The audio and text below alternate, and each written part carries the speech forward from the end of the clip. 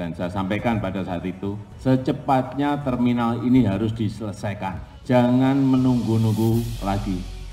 Dikerjakan jangan 1 shift, dikerjakan 2 shift, 3 shift.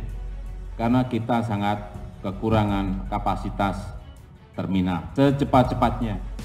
Sah jadi operator terminal peti kemas terbesar ke-8 di dunia. Presiden Jokowi setujui merger Pelindo. BUMN Pelabuhan PT Pelindo 1-4 resmi merger. Adanya penggabungan ini menjadikan Pelindo sebagai operator terminal peti kemas terbesar ke-8 di dunia. Penggabungan PT Pelabuhan Indonesia Persero atau Pelindo 1-4 akan segera diresmikan. Peresmian ditandai dengan penandatanganan peraturan presiden atau Perpres oleh Presiden Joko Widodo. Usai Kepala Negara menerbitkan balai tersebut, Erick berharap Pelindo Group menjadi kekuatan ekonomi baru di Indonesia untuk menyeimbangkan pasar di sektor kelautan, khususnya menekan tingginya biaya logistik. Dalam Disnatalis ke-40 Universitas Sultan Agung Tirtayasa Banten yang disiarkan secara virtual pada Jumat 1 Oktober 2021, Erick mengatakan Presiden Joko Widodo tanda tangan Perpres penggabungan Pelindo dan berharap dengan penggabungan tersebut akan kembali menyeimbangkan pasar dengan infrastruktur yang Pelindo punya dan terus menekan upaya biaya logistik. Dengan penggabungan Pelindo 1 hingga 4 menjadi PT Pelabuhan Indonesia Persero ini, maka biaya logistik bisa lebih ditekan. Kini biaya logistik di Indonesia masih sangat mahal, yakni 24%. Jika dibandingkan dengan negara lain yang di kisaran 11%, angka tersebut sangat tinggi. Usai merger, semua entitas Pelindo Group berada di payung PT Pelabuhan Indonesia Persero. Karena itu, pemegang saham menargetkan terminal peti kemas Pelindo Group masuk dalam 8 terminal terbesar di dunia. Erick mencatat penggabungan Persero dalam satu payung holding BUMN kepelabuhan akan diikuti dengan pembentukan subholding. Tujuannya, subholding bisa mendorong kegiatan-kegiatan operasionalnya. Sebagai operator utama sejumlah pelabuhan di Indonesia, keberadaan 4 perseroan dalam satu holding baru juga dinilai mampu menghadirkan layanan yang terintegrasi dan terstandarisasi, di mana layanan di satu pelabuhan akan sama dengan pelabuhan lainnya. Bahkan merger Pelindo Group diyakini bisa membuat kualitas layanan logistik di tanah air semakin meningkat. Keberadaan holding pun mampu menekan biaya logistik yang kini tercatat masih berada di level 23,5% dari produk domestik bruto atau PDB. Angka tersebut berbeda dengan Malaysia yang hanya mencapai 13% dari PDB negara tersebut. Berdasarkan biaya logistik ini sangat berpengaruh pada indeks kemudahan berusaha yang selama ini menjadi perhatian calon investor untuk berinvestasi di sebuah negara. Meski demikian, sisi negatifnya juga harus diperhatikan, khususnya terkait keberlangsungan usaha anak dan cucu perseroan. Ihwal pemutusan hubungan kerja atau PHK pun menjadi pertimbangan lain dalam proses merger. Sebelumnya, Kementerian BUMN memutuskan untuk menggabungkan atau merger perusahaan pengelola pelabuhan Indonesia. BUMN yang digabung tersebut adalah Pelindo 1, Pelindo 2, Pelindo 3, dan Pelindo 4. Setelah proses merger, perusahaan gabungan ini resmi beroperasi mulai 1 Oktober 2021. Dilansir dari Liputan6.com, dalam sosialisasi merger yang dilakukan oleh seluruh Pelindo, Direktur Utama Pelindo 1 Prasetyo mengatakan, penggabungan ini merupakan milestone perjalanan pelabuhan di Indonesia dan juga rencana strategis dari pemerintah selaku pemegang saham untuk membuat layanan pelabuhan menjadi lebih baik. Dalam merger ini, PT Pelindo 2 akan bertindak sebagai surviving entity atau perusahaan penerima penggabungan. Setelah merger, dapat perusahaan hasil penggabungan menjadi PT Pelabuhan Indonesia Persero atau Pelindo.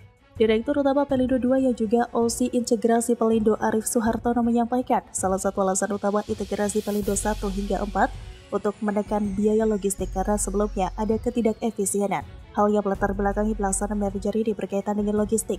Biaya logistik yang ada di Indonesia sekitar 23% pada 2018 sampai 2019. Dan kontribusinya 2,8% berasal dari logistik berkaitan dengan air. Pada Jumat 1 Oktober 2021, Arif mengatakan kontribusi pelabuhan Siko sekitar 1,4%. Ini akan lebih besar dari land transportasi dan inventory. Selain itu, manfaat untuk perekonomian nasional, standarisasi bisnis, dan pelayanan pada Pelindo pasca merger diharapkan berdampak pada penurunan biaya logistik secara bertahap. Efisiensi biaya logistik ini dapat membantu meningkatkan ekonomi nasional.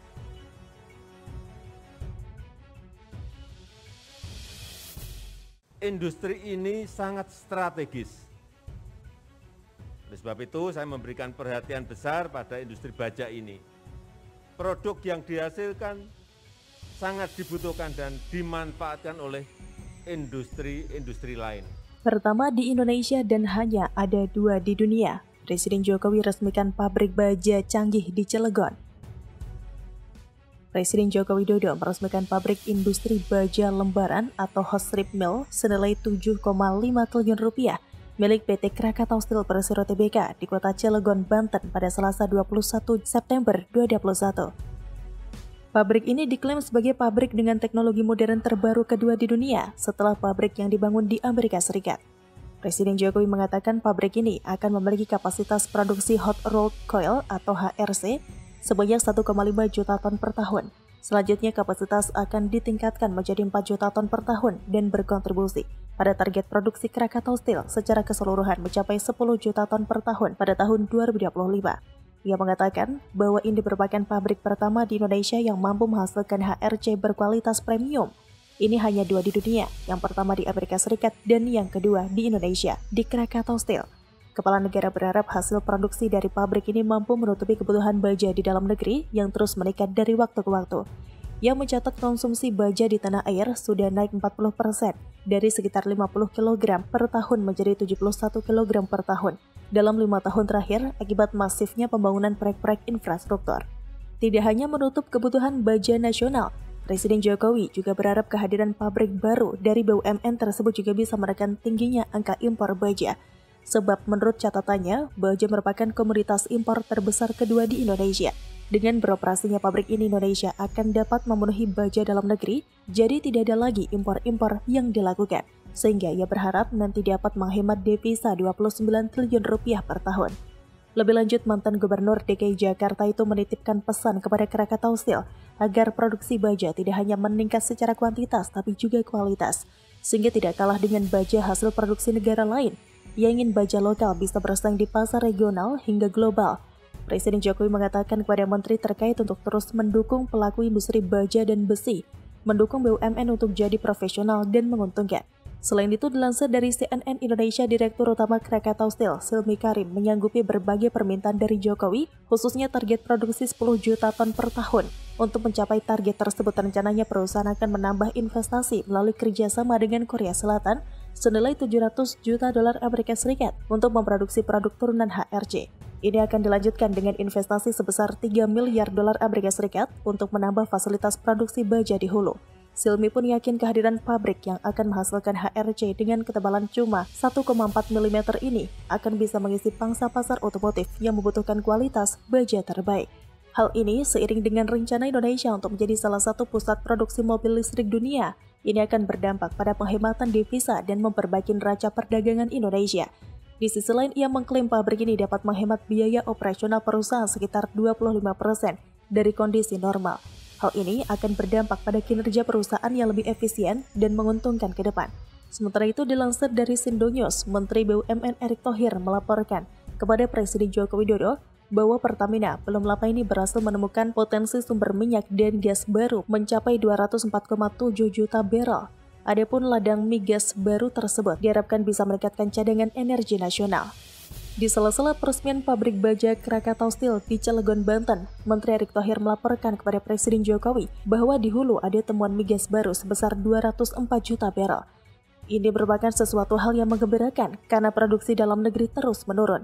Dia menjelaskan pengembangan bisnis Pertamina ke depan sudah dipetakan dengan membentuk 6 subholding perusahaan, terdiri dari subholding upstream, refinery, and petrochemical, gas, power plant, and renewable energy, commercials, dan training, dan integrate marine logistics. Pihaknya akan pastikan subholding ini menjadi fondasi yang kuat untuk Pertamina menuju valuasi 100 miliar dolar Amerika Serikat karena memang Pertamina sendiri sudah masuk global 500 perusahaan terbesar. Jadi tidak ada istilah turun, tapi harus terus naik. Dia mengatakan bahwa fondasi akan terus dijaga agar target 2024 bisa meningkatkan penjualan sebesar 92 miliar dolar Amerika Serikat dan keuntungan 8 miliar dolar Amerika Serikat, sehingga diharapkan valuasinya bisa menembus angka 100 miliar dolar Amerika Serikat untuk memperkuat posisi Pertamina Fortune Global 500.